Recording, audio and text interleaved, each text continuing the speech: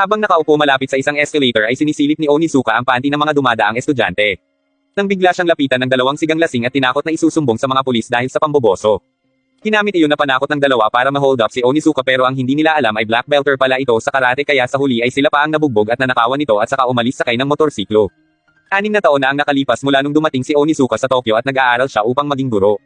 Habang ini-imagine na makakasalamuhan niya ang mga sexing high school na babae ay pinaangat niya ang unahan ng motorsiklo sa gitna ng kalsada kaya naman nahuli siya ng pulis.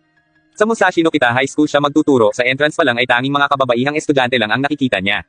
Habang nagpapantasya ay ginulat siya ng isang volleyball player na nasa likod niya sa malapanti nitong suot.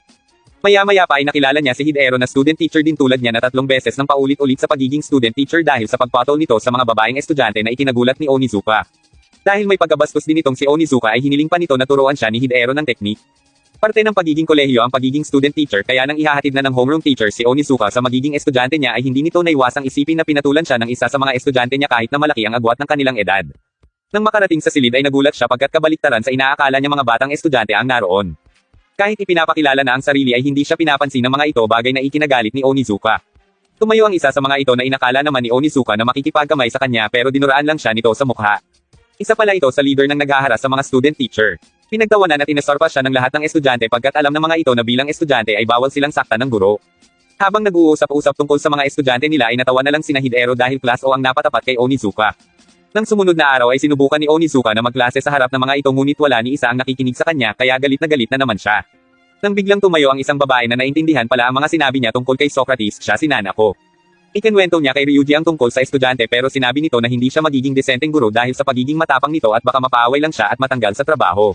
Ngunit hindi siya pinakinggan ni Onizuka dahil sa ambisyon talaga nito ang maging guro at ipinangako na pagtatagumpayan niya iyon. Habang naglalakad pa uwi ay nakita niya si Nanako na umiiyak dahil lumayas ito nang napag-alitan ng magulang. Tinanong siya nito kung maaari munang makituloy sa bahay niya bagay na ikinatuwa ni Onizuka. Habang nagluluto ng hapunan si Nanako ay agad namang inihanda ni Onizuka ang hihigaan ng dalaga. Sa tagal ng pagluluto ng sukiyaki ay naikwento ni Nanako ang tungkol sa pamilya niya at ang plano ng magulang niya na ipakasal siya sa mayaman pag natapos niya ang kolehiyo. Saka nagtanong si Onizuka kung ano ang dahilan ng paglayas nito sa kanila. Nang dahil sa emosyon ay napatakbo ito sa kanya habang umiiyak pero bigla itong tumayo at nagubad sa harap niya at lumuhod. Doon pumasok ang iba pa niyang estudyante at kinuhanan sila ng litrato at sinabing ibibenta nila iyon para magkapera. Hindi na nakagalaw si Onizuka dahil oras na lumabas ang mga litrato nila ay wala na siyang pag-asa pa na maging guro. Hinihingan siya ng mga ito ng milyong yen kapalit ng litrato. Habang nagkakasiyahan ang 3 lalaki tungkol sa makukuha nilang pera ay dumating ang isang motor na sinigawan naman nila dahil sa ingay nito hanggang sa dumami ang mga ito na ikinagulat ng 3. Nang akma na silang sasaktan ng leader ay biglang dumating si Onizuka na kinatakutan ng lahat. Nalaman nila mula sa leader na si Onizuka ay mula sa maalamat na Onibako group na mula sa Shonan na sumire sa maalamat na Midnight Angel. Natakot ang lahat kay Onizuka kaya naman sinunod nila ang utos nito na ibitin ang 3 na nagmamakaawa para sa kanilang buhay. Pero tuloy lang sa pagpapahirap si Onizuka dahil aniya ay kasalanan ng 3 kapag hindi siya naging ganap na guro at mananagot sila habang buhay. Kinabukasan nang makarating siya sa eskwelahan ay sinalubong siya ng homeroom teacher. Inakala niya na nagsumbong ang 3 pero ibinalita nito ang sinabi ng principal na nais siyang maging parte ng departamento dahil sa pagdisiplina daw nito sa mga pasaway na estudyante. Naging usap-usapan ang nangyaring iyon sa buong eskwelahan habang naging sunod Sonora naman ang class o kay Onizuka. Sinabi ni Hidero na baka mas maging mabuti pang guro si Onizuka sa hinaharap na tinawanan lang naman nito. Nang pauwi ay nakita niya si Nanako na nakasakay sa motorsiklo niya at nalaman na ito ang nagplano ng patibong sa kanya. At dahil nalusutan niya iyon ay humanga ito sa kanya at niyaya siya nito sa bahay na tinanggihan niya pagkat hindi niya alam kung ano na namang patibong ang pinaplano nito. Pero sa huli ay napilitan na rin siya nang sabihin ng dalaga na ibibigay sa kanya ang panty nito. Nang makarating sa bahay ni Nanako ay namangha siya sa laki at linis nito kaya nasabi niya na mayaman ang pamilya ng dalaga. Inalok siya nito ng beer pero hindi niya iyon tinanggap pagkat ayaw niyang magtiwala dito. Nang biglang makita niya ang sushi na iniwan ng ina ni Nanako para sa dalaga pero itinapon lang niya iyon. Sa panghihinayang ay sinubukan iyong saluhin ni Onizuka pero huli na ang lahat. Pagkatapos ay niyaya siya ni Nanako na mag-rides na lang at hiniling na manatili sa bahay ni Onizuka pero hindi niya ito pinansin at iniisip pa rin ang itinapon na mamahaling sushi. Pilit na sinasabi ng dalaga na ayaw niyang umuwi sa kanila pero hindi pa rin niya ito pinapansin hanggang sa tumalon ito sa motorsiklo at mabuti na lang ay walang nangyaring masama. Doon ikinwento ni Nanako ang masayang alaala nung simple pa lang ang kanilang pamumuhay. Nangungulila siya sa mga panahong nakakasama pa niya ang magulang niya pagkat ngayon ay pareho na silang abala sa kanilang trabaho. Inakala niyang masaya ang tumira sa malaking bahay pero ngayon ay ayaw niya na sa pader na naghahati sa silid ng magulang niya. Pinayuhan ni Onizuka ang dalaga at sinabing walang sino man ang may kakayahang magbalik ng nakaraan kahit gaano pa iyon kaganda at saka nito sinabing umuwi na si Nanako. Habang nasa silid ay umiiyak siya habang naririnig ang pagtatalo ng kanyang mga magulang nang bigla niyang narinig ang boses ni Onizuka. Hindi makapaniwala ang magulang ni Nanako na si Onizuka ay guro ng dalaga hanggang sa lumabas ito ng kanyang silid. Pinuntahan ni Onizuka ang silid na tinutukoy ni Nanako kanina at binasag ang pader. Natigilan na lang ang dalaga sa kanyang nakikita hanggang sa tuluyan na itong nagkaroon ng butas. Habang tumatawag sa pulisya ang ina, pinatay iyon ni Nanako at nakangiting nakatingin sa paalis na guro.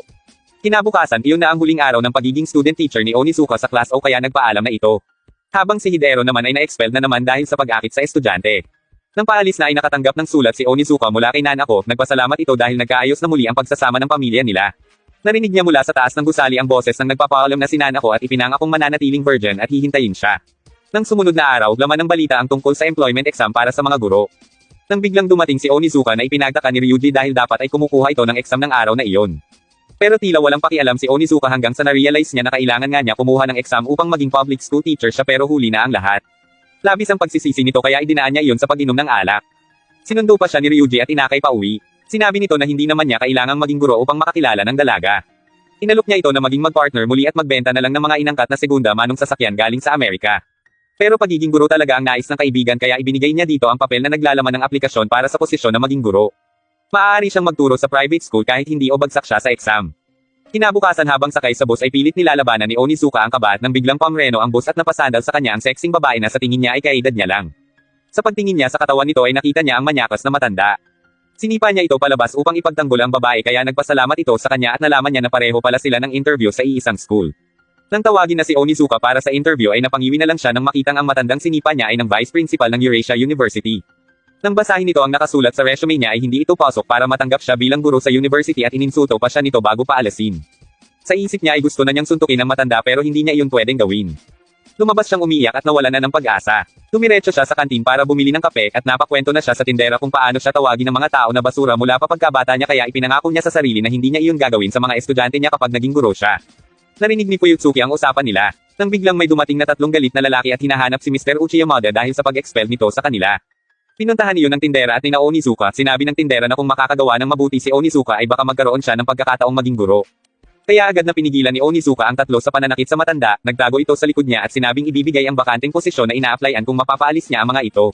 Pero dahil sa mga pinagsasabi ni Mr. Uchiyamada at tinawag pang nabubulok na basura ang 3 estudyante ay siya ang ibinalibag ni Onizuka na ikinagulat ng lahat ng naroon. Iyon ay dahil sa pangmamaliit nito sa mga estudyante kaya nawawalan ng kumpiyansa sa sarili ang mga ito. At kung ganoon din lang ang klase ng guro na gusto nila ay tinatanggihan niya na ang alok nilang posisyon. Nagtrabaho na lang si Onizuka bilang isang truck driver. Samantala, nagpunta si Fuyutsuki sa opisinang pinagtatrabahoan ni Onizuka at nakausap niya si Ryuji. Pinatawagan niya si Onizuka upang ibalita na magkakaroon siya ng final interview mamayang alas 6 ng hapon sa Holy Forest Academy. Pero dahil sa layo ng binyahe ni Onizuka na umaabot sa 8 oras ay imposibleng makarating siya sa interview pero si Onizuka ang klase ng tao na hindi sumusuko basta-basta dahil ginagawa niya posible ang imposible. Agad na ibinalik ni Onizuka ang truck na minamaneho at pinatakbo ng mabilis kahit na hinahabol na siya ng mga pulis sa kahabaan ng Tohoku Highway at nilampasan niya rin ang mga barikada ng mga pulisya. Narating niya ang Holy Forest Academy pero nahuli na siya sa itinakdang oras ng interview. Nang biglang dumating ang chairwoman ng school na si Raiko Sakurai. Naghintay ito sa kanya pagkat alam nito na darating siya. Namukan ito ni Onizuka na tindera sa kantin kanina kaya laking gulat niya nang malaman na ito pala ang chairwoman at nagpapanggap talaga itong ibang tao para mag-observe sa school. Saglit nitong binasa ang resume ni Onizuka at agad ay tinanggap na ito bilang guro. Hindi makapaniwala si Onizuka sa mabilis na pagtanggap nito sa kanya sa pretihiyosong eskwelahang iyon. Pero kasama sa concern ng chairperson ang mapatino ang mga estudyante bagay na hindi nila magawa.